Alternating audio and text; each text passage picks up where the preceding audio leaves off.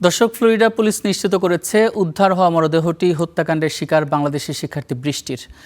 এই সম্পর্কে সবশেষ খবরাখবর জানাতে নিউ ইয়র্ক থেকে যুক্ত হচ্ছেন এবং নিউ ইয়র্ক থেকে জানাচ্ছেন সহকর্মী রাজীব আহমেদ রাজু।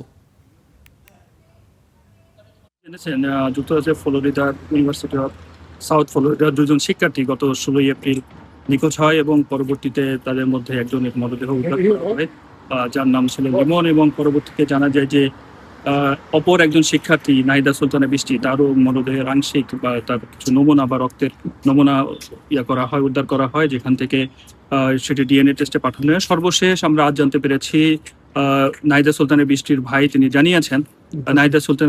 তিনি জানিয়েছেন যে তার বোনের মরদেহ উদ্ধার করা হয়েছে, এমনকি কিন্তু পুলিশ বিভাগ জানিয়েছে। যদিও পুলিশের তরফ থেকে এখন পর্যন্ত কোনো ব্রিফিং বা কোনো ধরনের কোনো তথ্যসূত্র আমরা নিশ্চিত হতে পারিনি। তো এর মধ্যে আরো আপডেট হচ্ছে যে লিমনের আংশিক যে মরদেহ সেটি কিন্তু ইতিমধ্যে বাংলাদেশে পাঠানোর প্রক্রিয়া চলছে। যতদূর আমরা জানতে পেরেছি যে মে মাসের 2 তারিখ কিন্তু এখান থেকে বাংলাদেশে পাঠানো হবে, যেটি বাংলাদেশে পৌঁছাতে 4 মে লেগে যাবে। তো এই হচ্ছে এখনকার সর্বশেষ আপডেট।